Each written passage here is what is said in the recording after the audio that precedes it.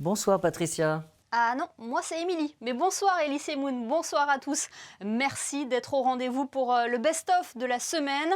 Une semaine placée sous le signe de l'océan en principauté avec la Monaco Ocean Week. Nous avons d'ailleurs reçu certains des acteurs clés de cet événement, tels que le vice-président de la Fondation Prince Albert II de Monaco, Olivier Venden, le navigateur Boris Herman ou encore Adrien Vincent qui nous a parlé du potentiel des algues, celui que l'on surnomme l'homme phoque, Steve Stievenhart, le rameur monégasque, Quentin Antonielli ont également été nos invités, tout comme Elise Moon de passage à Monaco pour présenter son documentaire Mon Vieux. Bref, sans plus attendre, voici le best-of de la semaine. Nous avons vécu une première année de pandémie de Covid assez tragique d'un point de vue crise sanitaire, crise économique et sociale. Mais il était important, là encore, de ne pas opposer santé et environnement. Et donc il a été assez naturel pour nous de concevoir, il y a déjà quelques mois, le maintien de la Monaco Blue Initiative, qui se déroule en ce moment, et de la Semaine des Océans, la Monaco Ocean Week, fin mars. Rappelons que le prince de Monaco était un des précurseurs, avec John Kerry à l'époque, pour faire que les océans rentrent de plein droit sur la scène internationale et soient totalement inscrits à l'ordre du jour des grands rendez-vous internationaux au même titre que les questions climatiques. Les tensions malheureusement n'ont pas cessé sur les océans et ont même tendance à se renforcer. Nous pensons principalement au plastique. Les derniers chiffres donnent le tournis, donnent le vertige, avec 5 000 milliards de morceaux de plastique qui flottent dans nos mers et océans. Donc les pollutions, notamment plastique, mais aussi hydrocarbures. La surpêche. Se pose également le défi du tourisme, du transport maritime. On est quand même dans des proportions très très élevées puisque 90% du transport international se fait par voie maritime aujourd'hui. Le retour sur Terre se passe très bien, merci. C'est un grand plaisir aussi de revenir à Monaco. Et c'est comme toujours un super accueil ici à Monaco, au Yacht Club de Monaco. Là, aujourd'hui, on est focalisé vraiment sur la suite du projet pour reconstruire le futur, pour construire le futur pour les 5 ans à venir. On veut construire un bateau, on va reconfirmer des partenaires et créer toute la campagne autour de l'éducation et de la science qu'on avait commencé. On pense d'une manière, on n'est qu'au début avec tout ça, donc c'est super excitant en ce moment et ça rend plus facile. Je ne tombe pas dans un trou, mais je suis vraiment à fond pour la suite, ensemble avec l'équipe. On est dans une course contre la montre concernant le réchauffement climatique. Tous les jours, il faut se réveiller avec cette ambition de faire le maximum possible pour résoudre la crise climatique. Les algues, c'est un nouvel or vert. Je ne suis pas forcément à l'aise avec la notion d'or, parce que le ruée vers l'or a eu des connotations environnementales et sociales qu'on n'aimerait pas reproduire avec les océans et avec les algues. En revanche, les algues sont une ressource effectivement extrêmement prometteuse pour produire toutes sortes de nouvelles applications en nourriture, nourriture animale, cosmétique, engrais, biopackaging, et en le faisant de manière bénéfique pour l'environnement. On ne connaît vraiment pas encore assez bien tout le potentiel des algues. Et on se rend compte chaque jour qu'on découvre des nouvelles molécules actives, des nouvelles applications. Donc la recherche marche à fond et on voit des nouvelles startups qui se lancent quasiment tous les mois pour essayer d'attaquer ces nouvelles applications d'algues. On sait que certaines zones du monde, la Caraïbe par exemple, sont envahies par les sargasses. Est-ce que ces algues pourraient être un jour exploitées? Il y a de plus en plus de projets qui regardent à comment les utiliser, que ça soit pour faire du bioplastique, du biocarburant, de l'engrais, et finalement les valoriser et de faire de cette nuisance, en tout cas, quelque chose d'utile, sachant que quand même la priorité, c'est de limiter tous ces polluants et ces nutriments qu'on met dans l'eau qui derrière vont générer toutes ces marées vertes. Alors, il s'agit, à travers ce protocole qui est signé, qui a été signé, de faciliter, améliorer et coordonner l'action de la justice monégasque et de la justice française en cas dans l'hypothèse de la survenance d'un acte terroriste ou de la menace d'actes terroristes. C'est une mutualisation, si l'on veut, notamment lorsqu'il y a une équipe commune d'enquête. Une équipe commune d'enquête, c'est une équipe qui regroupe à la fois les officiers de police judiciaire monégasques et des officiers de police judiciaire français. Et les actes qui sont réalisés dans ce cadre-là sont versés dans les deux procédures de façon équivalente, la procédure française et la procédure monégasque. Voilà. Et puis c'est aussi la mutualisation des éléments aussi d'information dont on peut disposer en lien avec les faits qui se sont produits. C'est une avancée extrêmement importante parce qu'elle justement permet de travailler en direct et de façon très rapide avec le parquet national antiterroriste. Et puis, il faut quand même avoir présent à l'esprit que la menace terroriste, dont on parle peut-être moins aujourd'hui parce qu'on a cette crise sanitaire, mais la menace terroriste, elle est toujours là, elle est toujours présente. Et on a pu quand même constater, à travers même certains dossiers déjà qui ont été jugés en France ou à travers des renseignements que l'on peut avoir, qu'aucun pays dans l'espace européen n'est à l'abri de cette menace et que la principauté de Monaco peut aussi être exposée. Dans nos activités, on a été impacté évidemment par la modification de notre clientèle. La plupart des travailleurs frontaliers ne sont plus venus et où on a eu un certain nombre d'établissements qui ont fermé, notamment les bars, hôtels, restaurants qui sont pour nous de gros consommateurs. Et donc tout ça s'est traduit par une baisse significative des volumes mis en distribution. Et on a eu au plus fort de la crise en avril-mai 2020 aux alentours de moins 20%, avec un cumulé sur l'année 2020 qui s'établit aux alentours de moins 7, moins 8%, ce qui est quand même assez énorme par rapport à une année habituelle. Sur les eaux brutes, je ne fais pas de suivi particulier du virus du Covid. Les taux de traitement et les traitements que l'on applique pour rendre l'eau brute eau potable sont destinés à éradiquer toutes sortes de pollutions pathogènes telles que les bactéries, les virus, les levures, les microbes en général. Et le virus du Covid est un virus parmi tant d'autres et est éradiqué par les traitements que l'on effectue au bioxyde de chlore notamment et aux doses que l'on applique. Donc il n'y a absolument aucun problème par rapport à ce virus en particulier, par rapport à d'autres virus qui existent et qui perdurent dans la nature sous forme hydrique. D'où vient l'eau que nous consommons en principauté? Elle provient de deux origines principales.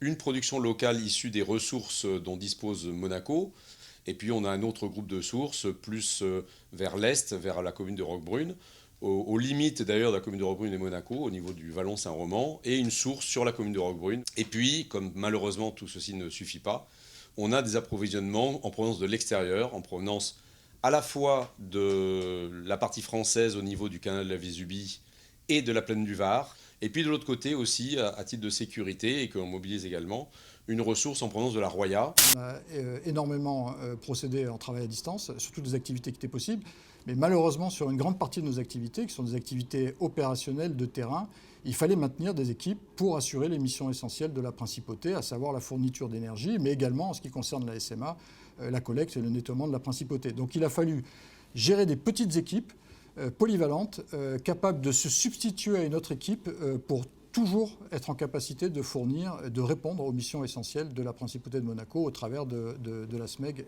et de la SMA d'ailleurs. La consommation énergétique est un bon indicateur de l'économie du pays et il se trouve que sur cet exercice 2020, on a pu constater sur l'ensemble de l'année 2020 moins 9% de consommation énergétique. Ça peut paraître pas beaucoup, mais c'est vraiment énorme. Ça, on désensibilise les effets climatiques pour être bien sûr d'isoler l'impact de la crise et c'est 9% avec des pics lors du premier confinement de l'année dernière, qui était à moins 25% de consommation. Alors ça, c'était 2020. 2021, on a un tendanciel qui est légèrement à la baisse. On est aux environs de moins 3% de consommation d'énergie, ce qu'on estime être la baisse de consommation énergie qu'on constatera à l'issue de 2021. On accompagne Monaco Interexpo à Dubaï. Alors à deux titres. Le premier, c'est celui que vous avez souligné, c'est effectivement la conception de la toiture photovoltaïque du pavillon qui devrait produire sur une période d'un an, l'équivalent de ce que le pavillon consommera sur 6 mois. Voilà, donc c'est quand même un bel effort qui a été réalisé. Et en même temps, on sera présent aussi à l'intérieur du pavillon de Monaco. On utilisera des supports digitaux pour mettre en valeur en fait, la transition énergétique de Monaco. Et pour ce faire, on utilisera le jumeau numérique que la délégation et Frédéric Ginta et ses équipes ont bien voulu nous donner pour l'occasion. Il ne faut pas se voiler la face. C'est une crise majeure. On a quasiment 10% du PIB en moins. Il est clair que des entreprises, pour l'instant, sont maintenues, mais on le voit avec les décisions qui sont prises par les gros acteurs. Les licenciements ont été mis en œuvre pour adapter la taille de l'entreprise à la nouvelle économie dans les secteurs qui sont touchés. Il vaut mieux, et nous le voyons aussi par rapport aux salariés, les maintenir en CTTR pendant plus d'1 an, sans contact dans l'entreprise. Il vaut mieux peut-être faire le deuil d'un emploi et se faire recruter dans d'autres secteurs d'activité où là, il y a du travail, il y a de la demande. En fonction de ce qui se passe aujourd'hui, Monaco a toujours su s'adapter à l'environnement extérieur. Monaco est ouvert sur le monde. On le voit dans les statistiques qui viennent d'être publiées, il y a toujours d'énormes échanges avec le monde entier. C'est à nous de nous adapter, mais ne pas nous voiler la face. Oui, on protège nos salariés, oui, on protège les entreprises. Maintenant, il y a un moment donné, il faut s'arrêter et faire atterrir celles qui ne peuvent plus de toute manière survivre pour protéger par contre celles qui sont notre cœur d'activité. Le télétravail ne sauve pas des emplois. S'il n'y a pas de travail, il n'y a pas de travail. Il ne faut pas croire que le télétravail sauve des emplois. Le télétravail a permis de protéger les salariés en les faisant venir moins. La position de la fédération patronale est très claire. Il faut trouver un équilibre entre la présence physique dans l'entreprise qui est indispensable, même humainement, vis-à-vis de la relation à l'entreprise et à son sentiment d'utilité pour faire quelque chose. Nous estimons qu'il faut à peu près 50-50% de télétravail et 50% de présence dans l'entreprise. Et au-delà, c'est quelque chose qui était un outil supplémentaire pour que les entreprises continuent à pouvoir travailler en protégeant la santé de leurs salariés, tout en trouvant, en répondant aux besoins de nos clients d'une manière nouvelle grâce aux technologies de l'information qui ont permis de télétravailler assez rapidement. Comme je le dis dans le film, en fait, c'est comme si j'avais perdu mon papa 2 fois. Une première fois parce que sa mémoire s'est évanouie, elle est partie dans les oubliettes. Et la deuxième fois, évidemment, parce qu'il est mort réellement. Mais c'est vrai que c'est très difficile quand... En fait, c'est lui qui possède les clés de notre enfance, de notre vie, de notre adolescence, tous nos petits secrets et tous ses secrets à lui. Donc c'est un peu difficile de perdre ça aussi. Mais mon père, c'était un Alzheimer gentil, on va dire. C'est-à-dire qu'il nous a toujours reconnus avec ma sœur. Mais... il avait la mémoire de l'instant, il l'oubliait très vite. L'important, je dis ça pour les gens qui côtoient de la famille qui ont Alzheimer, il faut être là pour vivre l'instant présent, leur dire qu'on les aime, les caresser, les embrasser, juste pour vivre le présent, même s'ils l'oublient un quart d'heure après. Mais la maladie et ce quotidien que l'on suit, cela ne vous a pas empêché d'y mettre beaucoup de sourires. Votre papa, Paul, ne manquait pas lui aussi d'humour. Oui, il était drôle. Honnêtement, ceux qui ont peur de regarder ce film parce qu'ils ont peur de pleurer du début jusqu'à la fin, peut-être qu'ils vont verser une larme, mais ils vont beaucoup rire. Parce que mon père était vraiment un clown. Il était drôle. Il y a des scènes où il drague des nanas, des vieilles dames à l'EHPAD, où il me fait croire qu'il est sorti avec une petite de 30 ans, où il fait croire à la directrice de l'EHPAD qu'en fait, lui, il va bien et qu'il fait beaucoup de sport, de l'athlétisme, de la piscine, du vélo. Donc oui, sa mauvaise foi est à mourir de rire. Pourquoi vous vous êtes lancé dans ce défi que l'on surnomme l'Everest de la natation ? C'est surtout un rêve d'enfant que j'ai réalisé à plusieurs reprises et notamment cette année avec la double traversée de la Manche qui a duré 34h45. Donc voilà, c'est à la suite d'une déception amoureuse. Il fallait que je rebondisse, je trouve quelque chose à me raccrocher pour repartir de l'avant. Et donc grâce à cette traversée de la Manche, je me suis relevé et j'attaque plein de nouveaux défis maintenant aux 4 coins de la planète et c'est super, la nage en eau libre, c'est extraordinaire. Il faut savoir, pour la traversée de la Manche, on n'a pas le droit aux combinaisons. Donc le règlement, c'est bonnet de bain, lunettes et maillot de bain. Donc j'ai pris du poids aussi volontairement pour me faire une combinaison naturelle, si je puis dire. Comme les phoques, je me suis inspiré aussi des loups de mer. C'est ce qui vaut votre surnom, justement. Exactement. Les Anglais m'ont donné le surnom du phoque parce que j'ai un régime alimentaire basé sur le poisson gras. Et donc je consomme 1 kg de poisson gras par jour. Et donc j'ai pris énormément de poids, mais en fait ce poids me sert en tant qu'isolant et carburant à la fois pour faire la traversée de la Manche. La pression commence à monter, la liste des engagés est sortie hier, donc j'ai vu tous les concurrents qui étaient engagés contre moi. Et donc oui, ça commence à faire monter la pression, les choses deviennent réelles et j'ai hâte d'y aller. Et je me sens plutôt en forme en ce moment. Donc après les tests nationaux de la semaine, d'il y a 2 semaines, la forme commence à monter aussi. Il y a une chance quand même de pouvoir décrocher son billet pour Tokyo. Quelles sont les conditions justement pour obtenir ce précieux sésame? Alors les conditions du coup c'est de finir dans les 3 meilleurs européens. Donc c'est des conditions assez dures. C'est peut-être jouable. J'ai déjà battu pas la plupart, mais une bonne moitié des gens qui sont engagés sur la compétition. Et on est à peu près du même niveau. Je les ai battus, ils m'ont battu. Le meilleur sur la journée va l'emporter, quoi. Je me suis rarement senti aussi en forme. J'ai l'impression que techniquement j'ai passé un cap, donc ça fait plaisir. Le report fait pas forcément du bien, mais je dirais que oui, ça m'a permis de travailler un petit peu. Et nous suivrons bien évidemment de près les résultats de Quentin Antonelli lors de la régate européenne de Varèse, une épreuve qualificative pour les Jeux Olympiques de Tokyo. Avant de nous quitter, petit détour par Internet pour découvrir les vidéos qui ont fait le buzz sur les réseaux sociaux.